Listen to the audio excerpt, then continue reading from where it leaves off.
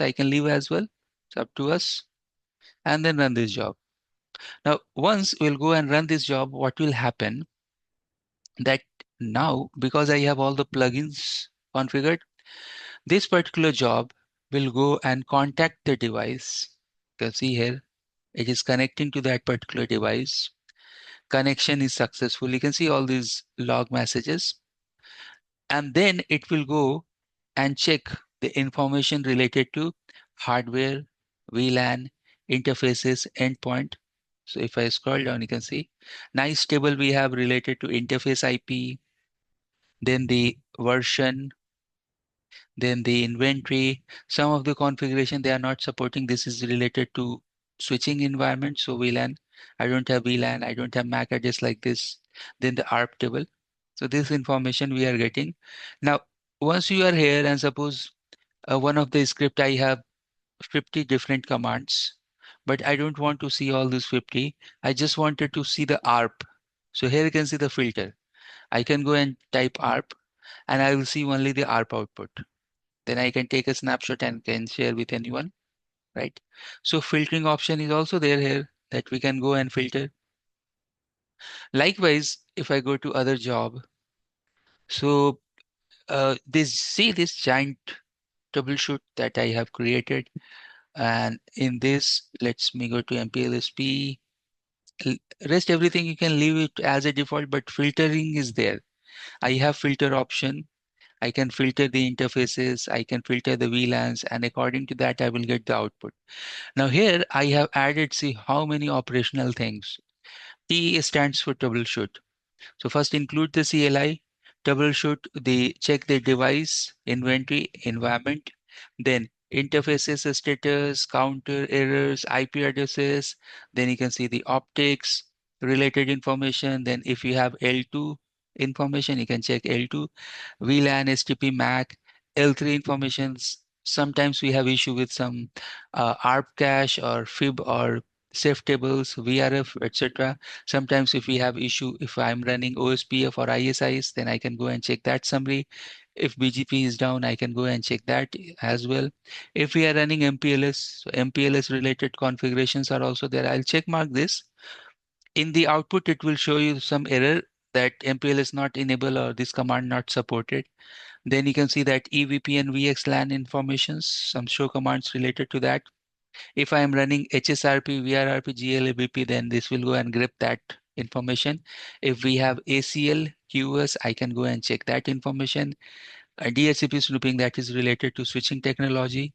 Then NTP related informations, yes, sometimes some timer issue, clock issue, and even the syslog message will tell you that what is the actual issue that you can troubleshoot. Then if you have IPsec tunnels, then you can check that. Then I have added one extra module for SD-WAN as well. I will uncheck this. I will not use it. If you want to see this, just check this. Then the troubleshoot related to LLDP, CDP. Then the reachability. I want to check the reachability. Dry run, you can leave it. Oh, these many options are there. How many? 1, 2, 3, 4, 5, 6, 7, almost 20 option. And in each option, you have 3, 4 commands. Like this particular job having more than, I think, 40 to 50 commands. So now if you go and run this, behind the scene, the operation is same that it will try to connect the device. Once it will connect the device, it will start giving you the output. So you will see here the show version, the inventory, right?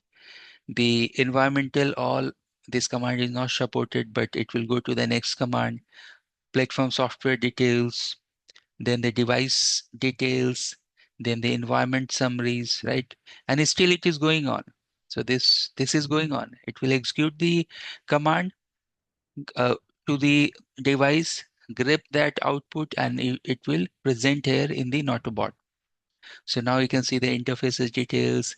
Now you can see this particular filtered output that that will tell you the errors over the interface, the CRC, the drop, the total drops, and overrun, right?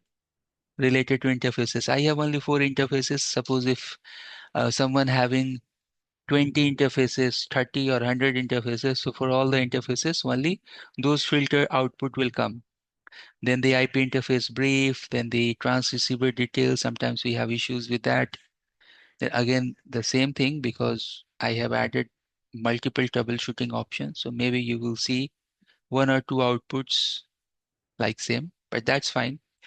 Show inventory and then the ARP table and then the IP route. So from here you have the L3 type of, so now it is completed. So let me scroll down.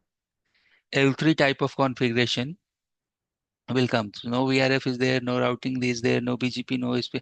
I'm not running all those things, but BGP is there in VRF globally. That's fine. MPLS maybe not enable. Then policy map if you have some QoS configured. Then access list if you have some access list configured. syslog message. Then NTP details, LLDP. You see all those details. Now, if you are specific, like I want to see only BGP, so you can see that BGP routes are coming. And syslog also maybe you have some BGP, so this filter is hitting BGP.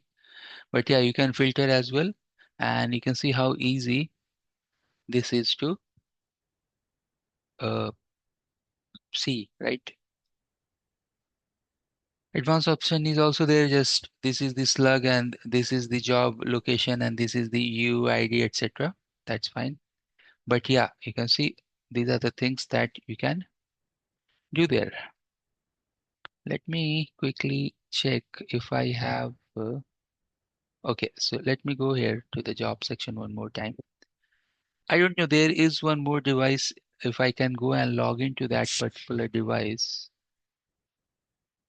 means I want to show you onboarding as well with this. But for that, so here you can see that device onboarding. We can do device onboarding as well, right? So we have to go and fill this type of form and sync the interface and the interface IPs and all. I have at the moment only two devices in my inventory, so already imported. But if you go and click there, it will go and search that particular device and put the device here in the device list. So like that, we can go and check the device. So continuing our SD-WAN, let's quickly move to the SD-WAN job. That is huge. Here you can see in the bottom, the SD-WAN job. And this is my vManage IP. This is username password. Now, this username and password that you can see, I can hide this as well. So with program, we can go and hide this as well, right? And then we can go and execute the script. All right. So now we are going to see one nice representation of Cisco SD-WAN. For this, what we have done, if you watch the recording, earlier recording, maybe day 2 and day 3, this is day number 4. So in day number 2 and day number 3, we have developed our CLI code, like the code within the Python. All those codes I have imported to Nautobot. I haven't done much changes in that code. So logic that we develop within CLI, logic is the same, everything same, you know. And then I have imported here with some variations as well that I will show you. Okay, so if you go there and see that CLI tool, what options we have. If you go and type help option, then you will see these options. So let me, oh. So this is not the full script. This is, I think, the part script. So let me go and add here the full script. You can see only 3 options here, right? But in our tool, so uh, this is part of that script. This is not the full script. I need to go and import the full script as well. So let me quickly pause the recording. Let me upload here. I'll show you that as well, how to upload this. Just a second. Let me upload that. Okay, so what I have done, I have uploaded the script in the back. Now let's go back to the job section. Now you can see that script here in the bottom. That is SD-WAN big tool. And I can go here. First of all, we need to enable this. So you can go to that edit section, enable update. Once you do that update, right? Once you enable it, Then you can see here, oops, showing error. Now you can see here it is okay to use. Now you can go and click to this play button, and now you will see here pick form. Now if I go and click here to the actions, actions is the drop down menu. Now we'll see all those things that we have developed, right? And we will go and test this. I think today all the testing is not possible. So we will go and test 4 or 5 features, and next class I'll continue this. We need to test this, all these options. Why it is important? Because the feature that we have, so someone has given us the tool. So we have the tool, right? Now we can go and add hours as well. So 232. So suppose if I have 1, 2, 3, 4, 5, 6, almost 20, 25 tools already there. We can also go and add 3, 4 more, right? Or within one feature, you can go and add some more feature. What you need to do here, that you need to update the APIs within them. So either you can create a new function, or you can go and add some more features within these uh, features that we have. So let's start with device controller VH. This is what? This is flat type of option where it will go and print all the devices. So you don't need to give the system ID. Oops. You don't need to go and give the system ID and these information. Simply choose the option, run this. So what this tool will do, that it will go and print all the devices, including the controllers and the edge devices. Then separately it will print the controllers, and separately it will go and print the edge device, right? So that is one of the job. Again, I can go back there, and this time I'll go and check the BFD. So we are going to check only BFD and control today. Just two functions, that's it. So if I click BFD now, BFD is device specific. So I have to go and give the system IP. For which particular system ID we are looking for BFD and counters and all. So now if you go and run this, now behind the scene things are API based. So my orchestration tool Nautobot, it is connected with the Cisco vManage with RESTful API. So I have some third party tool. Think this as a third party tool that we are in, that is the Nautobot, right? And this third party tool is plug-in with vManage. And from vManage, so many APIs are there, and then we are getting all these outputs, right?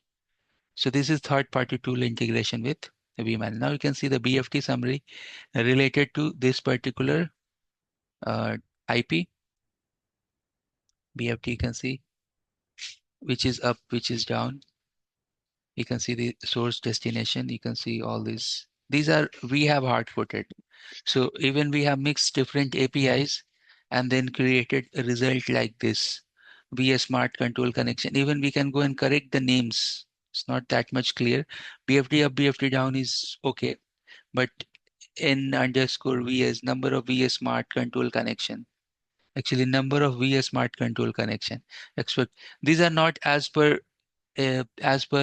in the vManage. We have actually changed the header. So whatever header names you can see on top, whatever fields you can see here, we can add or remove, the header, the number of fields and all. So like that it is working.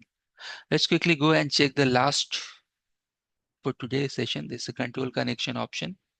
So control connection plus local properties, what device you are looking for. Suppose if I have onboarded 10.4.0.1, this is branch 2 device. And if I run this,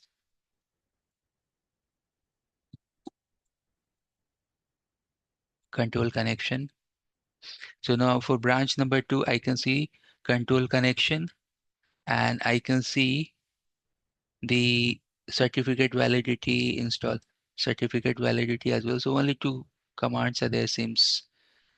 Local properties, it is not showing. That's fine.